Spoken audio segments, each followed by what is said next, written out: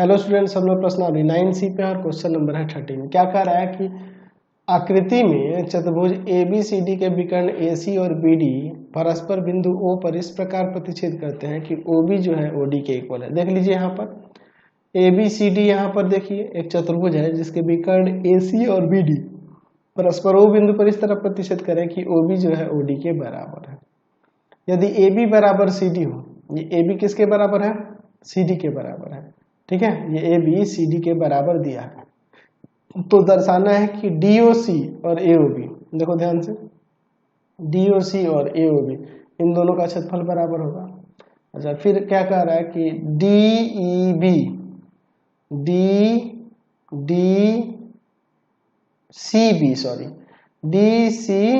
इसका क्षेत्रफल और ACB का क्षेत्रफल, ACB इसका क्षेत्रफल, दोनों का क्षेत्रफल बराबर होगा। और फिर ये भी दिखाना है कि DA समांतर है CB के, या आप दिखाएंगे कि ABCD एक समांतर चतुर्भुज भी है। ठीक है, चलिए इसको देखते हैं। दिया क्या है यहाँ पर कि चतुर्भुज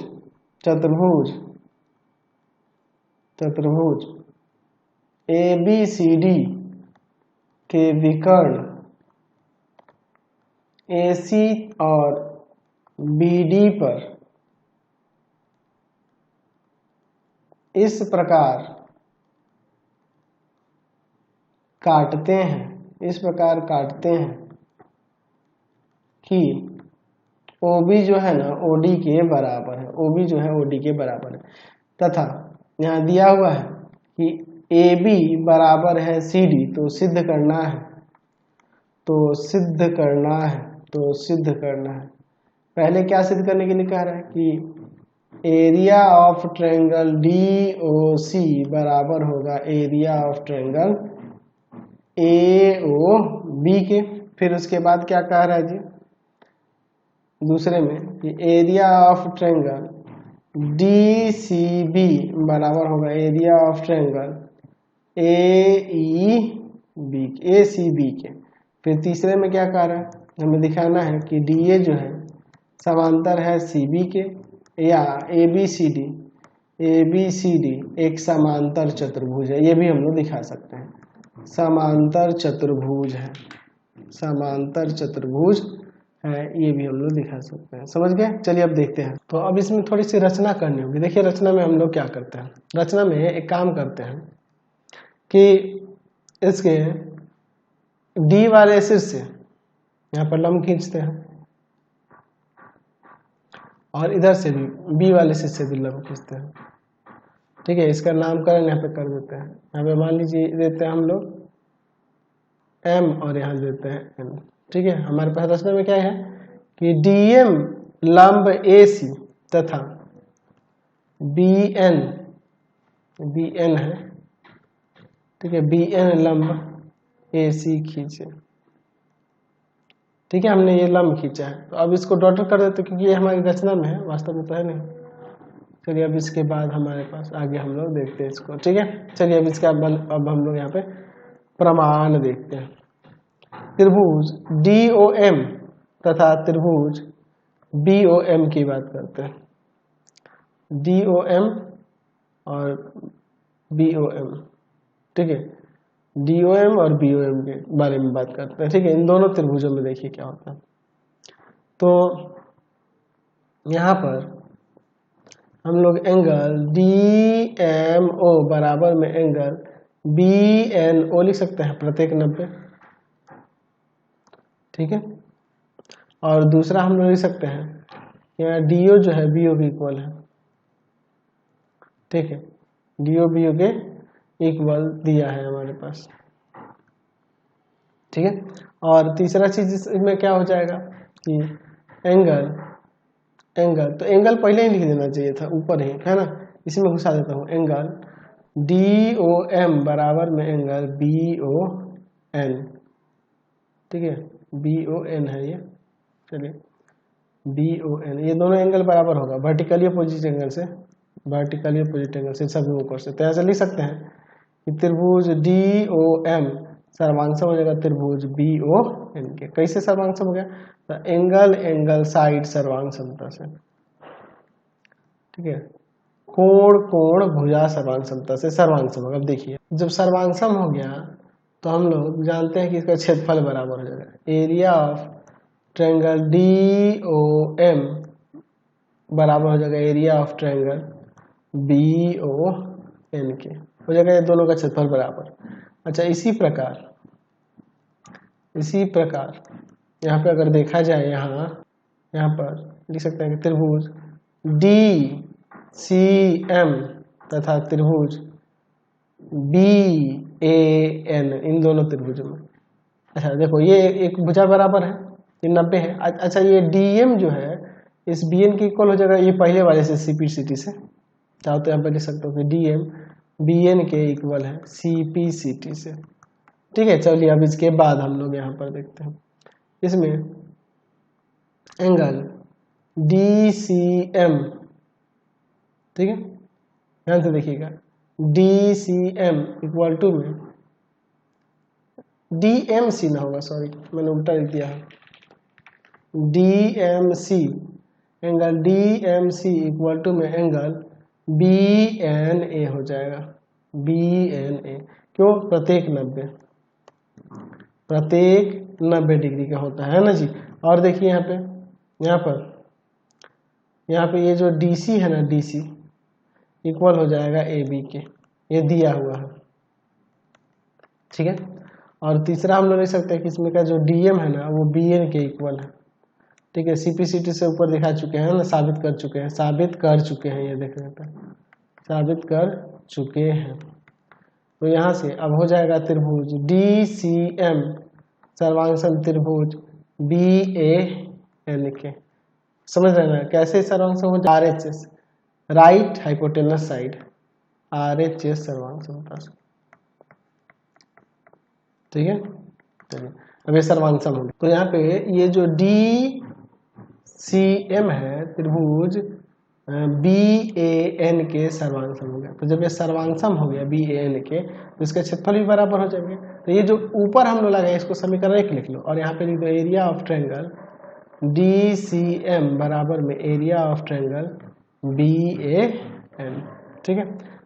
तो अब इसको समीकरण 2 लिख दो, समीकरण 1 तथा 2 को जोड़ लेते हैं, समीकरण 1 तथा समीकरण 2 को जोड़ने पर देखते हैं अब जोड़ने पर यहाँ पर क्या होता है, ठीक है। चलिए जोड़ते हैं, तो यहाँ लिख सकते हैं area of triangle DOM plus में area of triangle DCM equal to में एरिया ऑफ ट्रायंगल BON और प्लस में area of triangle BAN।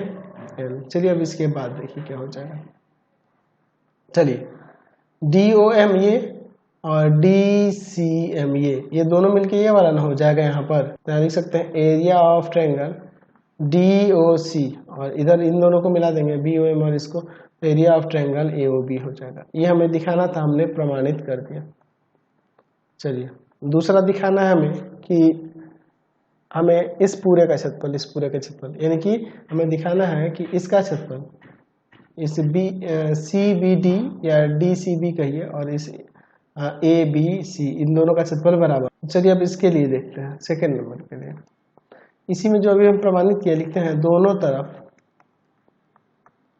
Area of triangle BOC जोड़ने पर BOC जोड़ देते हैं। देखिए जोड़ने पर क्या होता है, देखिए यहाँ से देखिएगा एरिया ऑफ ट्रायंगल DOC और प्लस में area of triangle BOC equal to area of triangle AOB और प्लस में एरिया ऑफ ट्रायंगल BOC। ध्यान से देखिएगा DOC और ये BOC मिलके एरिया ऑफ ट्रायंगल DCB मिल जाएगा और इधर देखिए AOB और AOB और BOC मिलके हो जाएगा area of triangle ACB।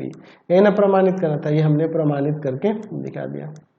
Third के लिए देखिए, थर्ड के लिए दोनों त्रिभुज जो अभी दिखाए हैं दोनों त्रिभुज का आधार BC है या CB है, अतः दोनों एक ही समांतर के बीच होंगे, एक ही समांतर के बीच होंगे। जब ये एक ही समांतर के बीच होंगे तो यहाँ से लिख सकते हैं कि जो सी बी हो जाएगा समांतर हो जाएगा डी ए के। सी जो समांतर हो जाएगा किसके, डी ए के।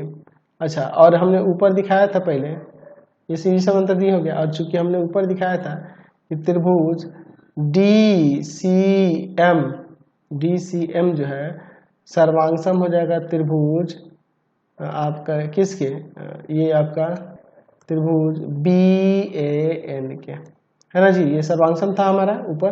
तो जब ये दोनों त्रिभुज सर्वांगसम है तो यहाँ से यह कोण इस कोण के बराबर नहीं हो जाएगा। तो यहाँ पे अब लिख सकते हैं नीचे, क्या लिख सकते हैं जी, तो यहाँ नीचे लिख देते हैं यहाँ पर कि एंगल, ये वाला एंगल डी सी एम बराबर में एंगल बी ए एन हो जाएगा। ये ऊपर साबित कर चुके हैं, ये लिख देते हैं साबित कर चुके हैं, तो इसलिए ये बराबर हो जाएगा, ठीक है, सीपीसीटी से। तो यह कोण इस कोण के बराबर हो गया, इसलिए यहाँ पे हो जाएगा ये आपका डी सी समांतर ए बी के। क्यों, ये हो जाएगा आपके किससे, तो यहाँ पे हम लिख सकते हैं एकांतर अंतःकोण के प्रतिलोम से, एकांतर अंतःकोण के प्रतिलोम से, प्रतिलोम से, ठीक है। तो यहाँ से अब हो जाएगा, जब आमने सामने की वजह समांतर हो गई, अतः ए बी सी डी एक समांतर चतुर्भुज है, समांतर चतुर्भुज है, हमने यहाँ पर दिखा दिया। समझ गया, कोई दिक्कत नहीं है। क्वेश्चन नंबर 14 देखिए, कह रहा है कि एक्स वाई त्रिभुज ए बी सी की भुजाओं बी सी के समांतर एक रेखा है, ठीक है। यदि बी ई समांतर है ए सी के और सी एफ समांतर ए बी के, तो रेखा एक्स वाई को क्रमशः ई और एफ पर मिलती है, कह रहा है। तो दर्शाइए कि ए बी ई का क्षेत्रफल ए सी ई के क्षेत्रफल के ए सी एफ के क्षेत्रफल के बराबर होगा। चलिए हम लोग त्रिभुज ए बी सी ले लेते हैं। यहाँ पर ध्यान से देखिएगा, तो छोटा त्रिभुज कर लेते हैं। ये आपका त्रिभुज ए बी सी हो गया, ए बी सी हो गया, ठीक है। क्या कह रहा है कि एक्स वाई जो है त्रिभुज ए बी सी की भुजा बी सी के समांतर है, एक्स वाई जो है, ठीक है। इस तरह से कोई एक्स वाई दिया हुआ है, चलिए यहाँ पे ले लेते हैं एक्स वाई, ठीक है, एक्स वाई। आगे क्या कह रहा है, ये देखो बीसी के समांतर है, कह रहा है कि बी ए सी के समांतर है और सी एफ ए बी के समांतर है, और कह रहा है कि एक्स वाई पर ई और एफ पर मिलते हैं। देखिए बी ई किसके, ए सी के समांतर है, देख रहे हैं ना जी, बी ई ए सी के समांतर दिख गया, एक्स वाई पे ई पर मिल रहा है, और सी एफ इस पे लेते हैं जो कि समांतर है किसके, ए बी के, और ये एक्स वाई पर एफ पर मिलता है। तो दर्शाना है कि ए बी ई इसका क्षेत्रफल और ए सी एफ इसके क्षेत्रफल, दोनों के क्षेत्रफल बराबर होंगे। तो चलिए इसको ज्वाइन कर देते हैं यहाँ पे इस तरह से और इस तरह से। चलिए अब इसके बाद देखिए हमारे पास दिया क्या है, दिया है त्रिभुज ए बी सी में एक्स वाई समांतर है बी सी के, बीई समांतर है AC के, और CF समांतर है आपके AB के। रेखा XY पर E और F बिंदु है, ठीक है। तो सिद्ध करना है, क्या सिद्ध करना है जी, कि एरिया ऑफ ट्रायंगल ABE बराबर होगा area of triangle ACF। ABE और ACF ये दोनों के क्षेत्रफल बराबर होंगे, ये हमें साबित करके दिखाना। तो इसमें थोड़ी सी हम लोग रचना करने वाले हैं। देखिए रचना में क्या करते हैं हम लोग, क्या करते हैं इसमें रचना में, देखिए ध्यान से। हम लोग यहाँ इस E से C को मिला देते हैं और B से F को मिला देते हैं, ये रचना हम लोग कर देते हैं, ठीक है। ऐसा हम लोग क्यों कर रहे हैं आपको पता है, हम लोग यहाँ लगाने वाले हैं कि एक ही आधार और एक ही समांतर के बीच बने त्रिभुजों का क्षेत्रफल बराबर होता है, और उसी प्रॉपर्टी से ये साबित करने वाले हैं, इसलिए इसको ऐसे ज्वाइन किया। चलिए यहाँ पे हम लोग लिख देंगे रचना में क्या किए हैं जी, रचना में किए हैं हम लोग BF तथा CE को मिलाया। ठीक है, मिला दिए हैं। अब इसके बाद इसका हम लोग यहाँ पर प्रमाण देखते हैं। हम लोग लिख सकते हैं कि एक ही आधार और एक ही समांतर रेखाओं, एक ही समांतर रेखाओं के बीच बने त्रिभुजों का क्षेत्रफल बराबर होता है। ठीक है, बराबर होता है। ठीक है, तो अब हम लोग इसी का उपयोग करने वाले हैं। चलिए एक एक करके देखिए। चूंकि यहाँ पर देखिए, यहाँ पर त्रिभुज BCE तथा त्रिभुज BCF एक ही आधार BC और एक ही समांतर रेखाएं, एक ही समांतर रेखाएं BC और EF के बीच स्थित है,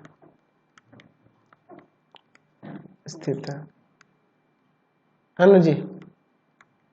तो इसलिए इन दोनों का क्षेत्रफल बराबर हो जाएगा एरिया ऑफ ट्रायंगल BCE बराबर हो जाएगा एरिया ऑफ ट्रायंगल यहाँ BCF के। ये समीकरण 1 ले लेते हैं। ठीक है, इसी तरह से अब और भी हम लोग देखते हैं। देखिए यहाँ पर, यहाँ देख रहे हैं कि ये BC और AC समांतर है ना जी। ठीक है, तो हम लोग लिख रहे हैं कि चूंकि त्रिभुज ABE तथा त्रिभुज BCE एक ही आधार BE और एक ही समांतर रेखाओं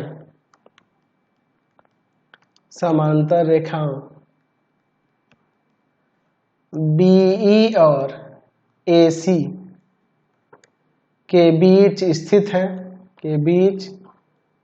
है, तो यहाँ से भी इनका क्षेत्रफल बराबर होगा एरिया ऑफ ट्रायंगल ABE जो हो जाएगा बराबर हो जाएगा एरिया ऑफ ट्रायंगल BCE के। समीकरण 2 ले लेते हैं। फिर इसी तरह से चूंकि यहाँ पे देखो ये CF और AB को लेकर यहाँ पे देख लेते हैं कि त्रिभुज ACF तथा त्रिभुज BCF एक ही आधार CF और एक ही समांतर रेखाओं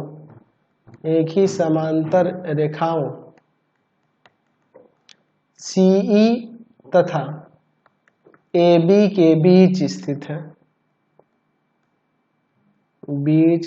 है। तो यहां से लिख सकते हैं एरिया ऑफ ट्रायंगल ACF बराबर हो जाएगा एरिया ऑफ ट्रायंगल BCF के। ये समीकरण 3 हो गया। तब लिखते हैं समीकरण 1, 2 तथा समीकरण 3 से क्या हो जाएगा। यहाँ पर यहाँ देखो BCE और BCF का क्षेत्रफल बराबर है, BCE और BCF का क्षेत्रफल, यानी कि ये दोनों बराबर हो जाएगा यहाँ से एरिया ऑफ ट्रायंगल ABE बराबर में एरिया ऑफ ट्रायंगल ACF। ये आपका प्रमाणित हो गया।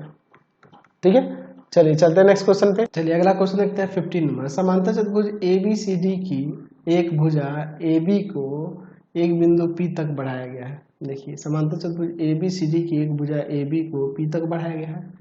A से होकर CP के समांतर खींची गई रेखा बढ़ाई गई CB को Q पर मिलती है। देखिए A से होकर, यहाँ जो बढ़ाया गया है A से होकर यहाँ पर CP के समांतर खींची गई रेखा है ना, CP के समांतर खींची गई रेखा बढ़ाई गई CB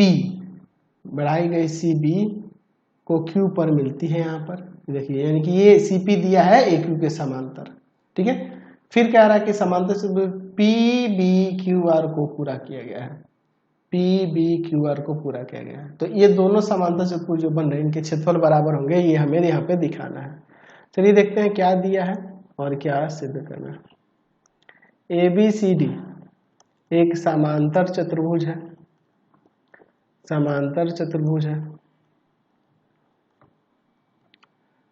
ना। भुजा ए बी को पी तक बढ़ाया गया है, बढ़ाया गया है। और क्या दिया है इसमें? अच्छा, इतना कुछ लिखने की जरूरत नहीं, इसमें ये भी लिख देते हैं कि ये जो सीपी है समांतर है ए क्यू के, तथा ये यहाँ पर पी बी क्यू आर एक समांतर चतुर्भुज, ये भी दिया हुआ है, समांतर चतुर्भुज है, ठीक है।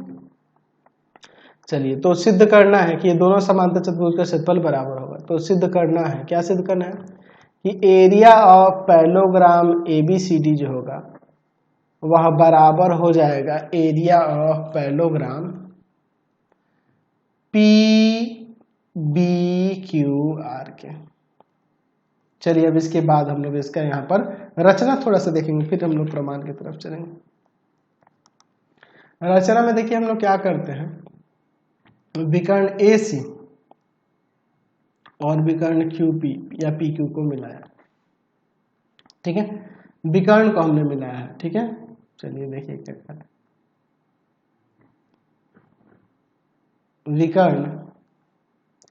विकर्ण AC तथा PQ को मिलाया। चलिए अब इसका प्रमाण देखिए, ठीक है। यहाँ पे हम लोग जानते हैं एक ही आधार और एक ही समांतर के बीच बने त्रिभुजों का क्षेत्रफल बराबर होता है, बराबर होता है। तो यहाँ पे देखिए क्या हो जाएगा, एरिया ऑफ ट्रायंगल AQC बराबर में एरिया ऑफ ट्रायंगल AQP बराबर होगा। क्योंकि देखो मैं चाहो तो लिख सकते हो कि त्रिभुज AQC तथा त्रिभुज AQP एक ही आधार AQ और एक ही समांतर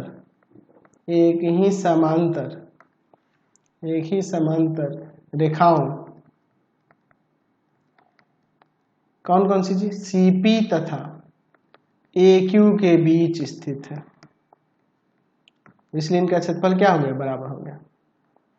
हम लिखते हैं दोनों तरफ एरिया ऑफ ट्रायंगल ABQ घटाने पर, ठीक है, घटाने पर क्या हो जाएगा, area of triangle AQC minus area of triangle ABQ equal to में area of triangle AQP minus में एरिया ऑफ ट्रायंगल ABQ। चलिए देखिए अब इसके बाद क्या होता है। चलिए देखिए यहाँ पर AQC में से ये ABQ घट जाएगा तो ये बचेगा area of triangle ABC, area of triangle ABC बचेगा। अच्छा और इधर AQP में से ABQ घट जाएगा तो ये वाला बच जाएगा एरिया ऑफ ट्रायंगल BPQ, ये BPQ बच जाएगा। अब इसके बाद देखते हैं, ठीक है। अब इसके बाद देखते हैं, हम लोग लिखते हैं दोनों तरफ 2 से गुणा करने पर, दोनों तरफ 2 से गुणा करने पर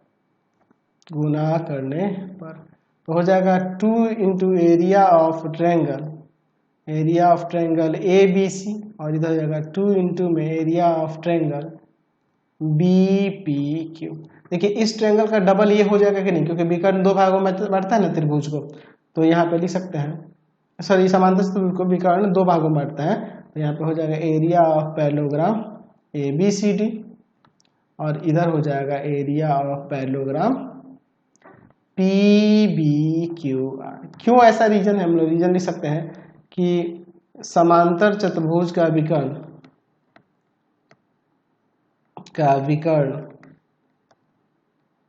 उसे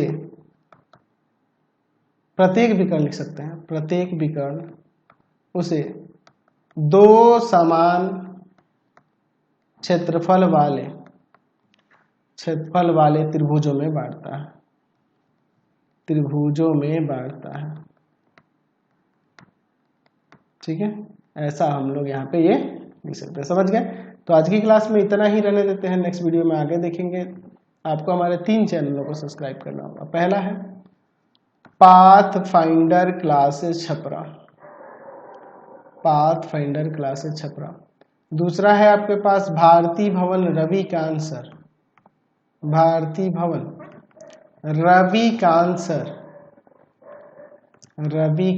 और तीसरा चैनल है Ravikant sir RD Sharma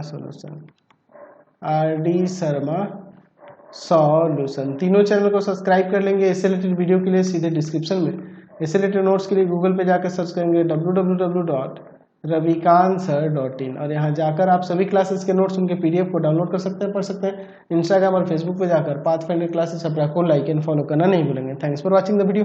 comment करके जरूर बताएं कि हमारे चैनल की वीडियोज आप सभी को कैसे लगते हैं। Thanks for watching.